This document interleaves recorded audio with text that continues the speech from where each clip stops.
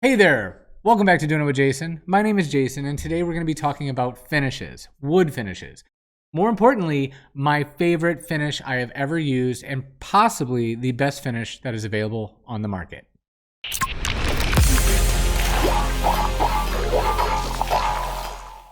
Now, if this is your first time watching one of my videos, be sure to hit the subscribe button down below and get notified by hitting the bell. When I make a new video, you'll get a little ding.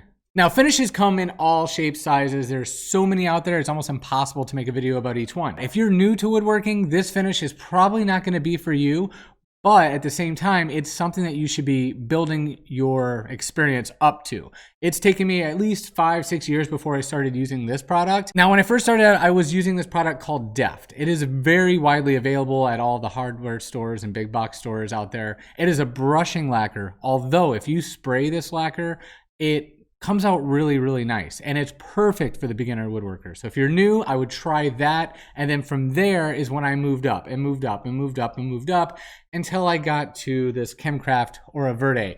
It is a urethane. It is amazing.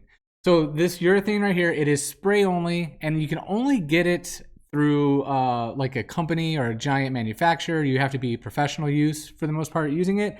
It is kind of dangerous to use. You want a full-on respirator. I use a fresh air like this. It's a hobby air. I have a link down below. I use it in my spray room. It brings the fresh air from my other part of the shop and a filter and goes through a tube. I wear the mask. It's completely sealed up. I do not smell any of this product as I'm spraying it, and I'm getting the fresh air that's in, either coming from outside or a new room, not the spray room at all. Now, the Ora Verde is amazing. It comes in all different flavors, like satin. It comes in gloss, flat, and it's all by the number that you read on there, like 4830. 4830 is a satin. 4820 is a little less satin. The 20, the 30, it's the amount of sheen that it's going to have. So you can go to 10, and it's going to be really flat. Then you go to 90, and it's going to be high gloss. So this product comes in all those, and it's really easy to figure out by just looking at the number on the end of the SKU. Now, this product requires mixing, so it's a 2-to-1 mixture. So I'm going to be putting 2 parts of the actual clear coat and then 1 part of the hardener. So now when I'm mixing it, I'm going to be using 40 ounces of the Verde and 20 ounces of the hardener. So that way, that's going to give me my 2-to-1 mixture. Going to mix that up.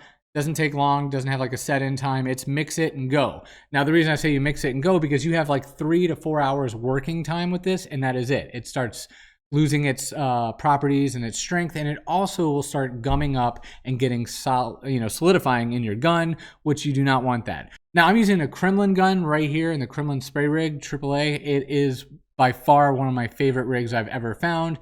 It's quite expensive. This one was like $3,000 or whatnot, but if you're running a cabinet shop or a full-on woodworking place or a furniture store, you will be using this regularly, so it's going to pay for itself, hopefully within the first month.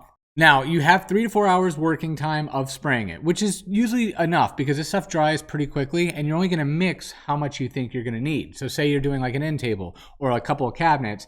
I'm going to mix my 40 and 20, and that's going to give me 60 ounces of usable material. I'm going to spray that, and then it's going to have enough time that I don't use it all, and it's gonna be my second coat as well. So what I'm gonna do is I'm gonna spray what I'm spraying with this. It's gonna dry within, depending on the weather and the humidity, it could be dry in 20 minutes, ready to be sanded. And I'm gonna lightly sand it with 320, and then I'm gonna hit it up again with this. And now it does work off of mils, so when you're using something like this, it's going on very, very lightly. So wet mils is gonna be like 6 mil, and then when it dries, it's usually somewhere in the 3-4 range, maybe a little less, somewhere in there. I always go I usually spray like 2 or 3 coats. So if I wanna spray heavy coats and it's laying down, I'll probably just do 2 coats, 2 heavy coats, but you could also break it up and do 3 coats. The main thing is if you build it too high of a build, you're gonna get cracking or spider webbing, and you don't want that. So what happens is it could happen 6 months down the road, it could happen the next day. Once the product is dry, if it's too heavy of a product, it's gonna basically shatter and wanna fall off.